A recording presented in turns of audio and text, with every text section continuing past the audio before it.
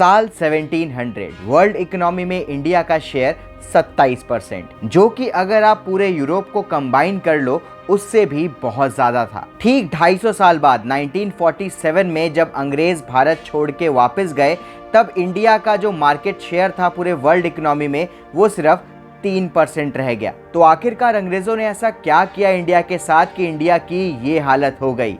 आज the ultimate Indian में हम ये बात डिटेल में डिस्कस करेंगे आपसे, और हर एक इंडियन को ये जानना जरूरी है कि इंडिया की हालत क्यों ऐसे हो गई, अंग्रेजों ने आखिरकार किया क्या था। द अल्टीमेट इंडियन में आप सभी को अभिषेक सरकार का नमस्कार। ये वीडियो एंड तक देखिए और हमारे चैनल को सब्सक्राइब जरूर कर लीजिएगा। 1707 में औरंगजेब की मृत्यु हुई। उसके बाद लगभग 13 सालों तक मुगल्स आपस में ही लड़ते रहे सत्ता को हथियाने के चक्कर में, जिसकी वजह से एक दूसरे को मारते मारते पूरा मुगल साम्राज्य बिल्कुल कमजोर हो गया 1720 तक, जिसका फायदा लोकल जमींदारों ने और रीजनल राजाओं ने उठाया। आपस में पूरे इंडिया में झगड़े होने लगे और सब लोग पावर के लिए लड़ने लगे। इसका फायदा 1739 में नादिर शाह ने उठाया।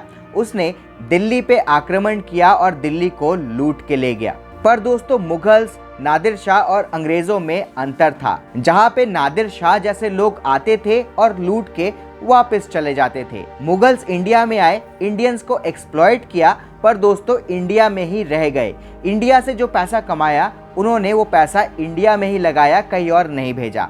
अंग्रेजों की बात थोड़ी अलग थी। अंग्रेजों ने इंडिया को एज अ गोल्ड माइन देखा और यहाँ पर ही रह के पैसा लूट के वापस अपने देश में भेजते रहे। जब इंडिया के किंगडम्स आपस में लड़ रहे थे तो अंग्रेजों ने इसका फायदा उठाया, अपॉर्चुनिटी देखा और पॉलिटिक्स करके राजाओं को पावर दिखा के किसी किसी को घूस खिला के पूरे इंडिया में कंट्रोल करना चाहा। उसके बाद अंग्रेजों ने भारत पे कब्जा करके खूब लूटा, जितना लूट सकते थे लूट लिया पूरे इंडिया को। अंग्रेजों का मकसद सिर्फ और सिर्फ एक था कि इंडिया के लोग जाए भाड़ में, हम इंडिया से जितना पैसा निकाल सकते हैं उतना पैसा निकाल के इंग्लैंड वापस भेज देंगे। यहाँ तक कि एक अंग्रेज ऑफिसर बोलता था कि इंडियंस के खून में पैसा बहता है, हम वो सारा खून चूस लेंगे। और उन्होंने किया भी ऐसा। अंग्रेज जब भारत छोड़ के गए तो इंडिया के सारे इंस्टीट्यूशंस खत्म कर दिए थे अंग्रेजों ने, इंडिया की इकोनॉमी बर्बाद कर दी थी अंग्रेजों ने,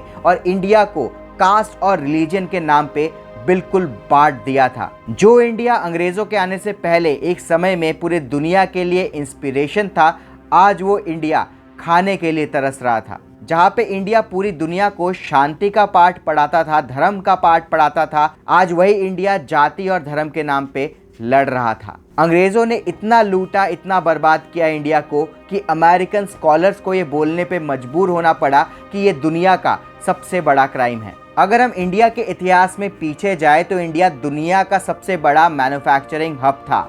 आज हम चाइना से कंपेयर करते हैं, चाइना से आगे निकलने के होड़ में लगे रहते हैं, पर एक समय पे इंडिया दुनिया में सबसे बेस्ट था। इंडिया का टेक्सटाइल, इंडिया का ज्वेलरी, इंडिया का पॉटरी, इंडिया का जेमस्टोन्स, इंडिया का सेरामिक्स, इंडिया का मेटल वर्क पूरी दुनिया में सबसे बेहतरीन था। और इंडिया का मार्केट शेयर इन सब चीजों में सबसे ऊपर था। इंडिया में ज्यादातर लोग मैन्युफैक्चरिंग सेक्टर में काम करते थे। इंडिया का आर्किटेक्चर इतना सुंदर और साइंटिफिक था कि पूरी दुनिया सोच में पड़ जाती थी कि आखिरकार ये बनाया कैसे गया। इंडिया के ट्रेडर्स और बैंकर्स पूरी दुनिया पे रूल करते थे। इंडिया के बैंकर्स पूरी दुनिया को लोन देते थे और इंडिया के ट्रेडर्स पूरी दुनिया में बिजनेस करते थे। पर अंग्रेजों ने ये सब कुछ खत्म कर दिया। दरअसल दोस्तों क्या होता था कि इंडिया में अलग अलग जगहों पे टेक्सटाइल मिल्स थे, वहाँ पे लोग काम करते थे, कपड़ा उद्योग चलता था, कपड़ा बनता था, और जितने भी ट्रेडर्स थे वो अलग अलग मिलों से जो कपड़ा खरीद के ऑल ओवर वर्ल्ड में बेचते थे। कोई मोनोपोली नहीं थी, बहुत सारे मिल्स हुआ करते थे ऑल ओवर इंडिया में, और ट्रेडर्स और मैन्युफैक्चरर्स दोनों ही बहुत पैसा कमाते थे, और जो काम करते थे वीवर्स थे वो भी बहुत ज़्यादा पैसा कमाते थे। पर जब अंग्रेज आए, अंग्रेज़ों ने मिल वालों से, जो मिल ओनर से कॉन्ट्रैक्ट किया कि आप किसी को नहीं बेचोगे कपड़ा, आप सिर्फ हमें बेचोगे, हम ज़्यादा प्राइस देंगे आपको। तो जितने भी मिल ओनर्स थे वो अंग्रेज़ों के झांसे में आ गए और उन्होंने कॉन्ट्रैक्ट साइन कर लिया कि हम सिर्फ अंग्रेज़ों को ही कपड़ा बेचेंगे।